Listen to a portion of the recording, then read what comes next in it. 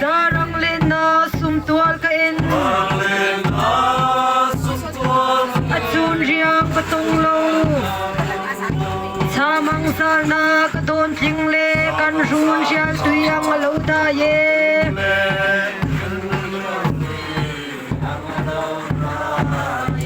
Cao xin đôn dị trang muôn liang du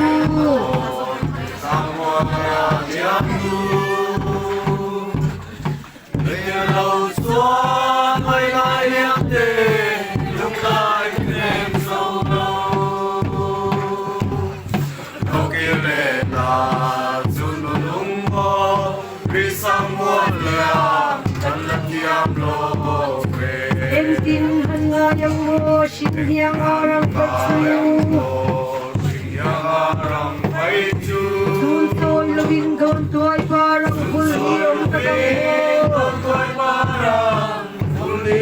tagang mo Piero risang wala liang du Nutiang tulang ahoy malo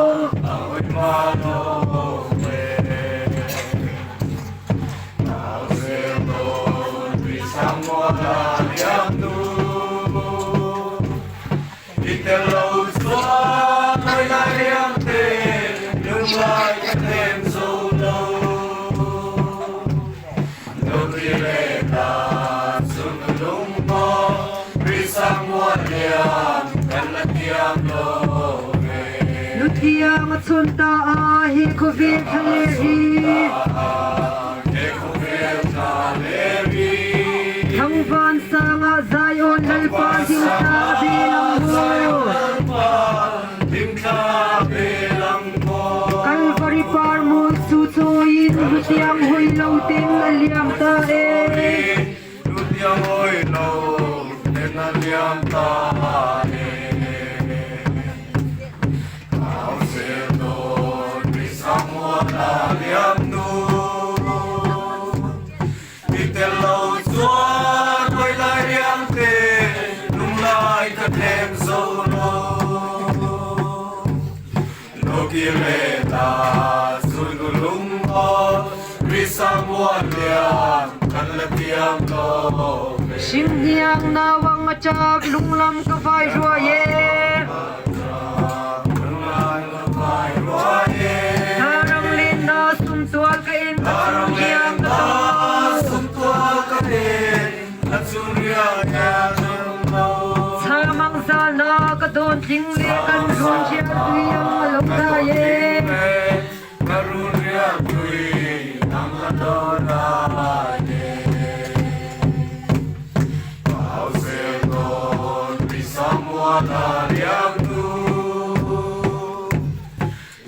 Lâu xóa nơi lại liang tê lung lại cần thêm sâu lâu lâu kia lệ là xuân lung ho vì sao nhang cần là tiang lô về Em tin hân nga yang mo sing niang arang vai xin nhà rằng phải du Sun soy lovin don tuay parang bulhi om takang mo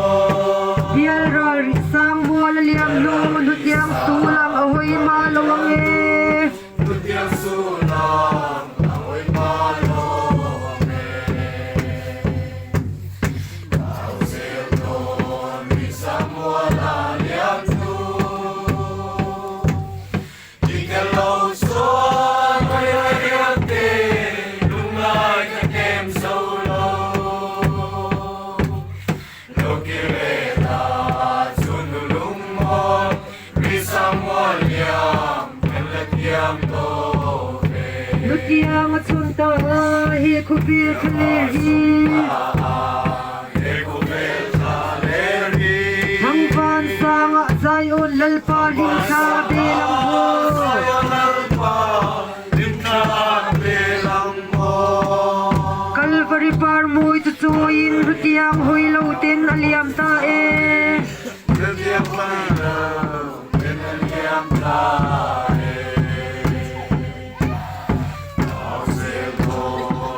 Samuel yang tu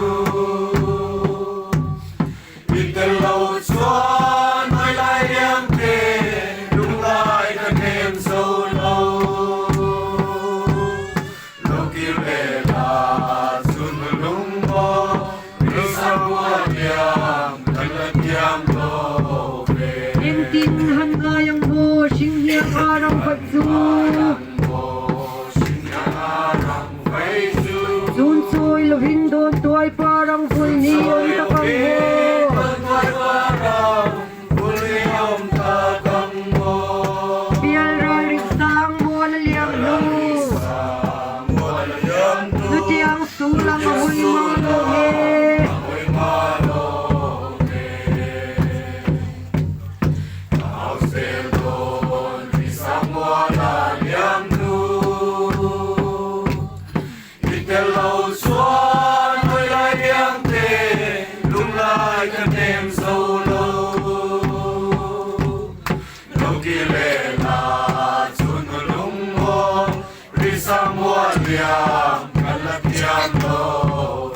Nutiang at sonda he kovel kaleri. Sang fan sang at sayo lalpaling sabi lang mo.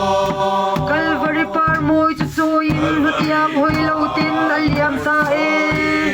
Nutiang hoy lautin alyam tae. Kau selton di Samoa alyam tu. Ikaw suan hoy alyam te. Lung lai ka tem solo.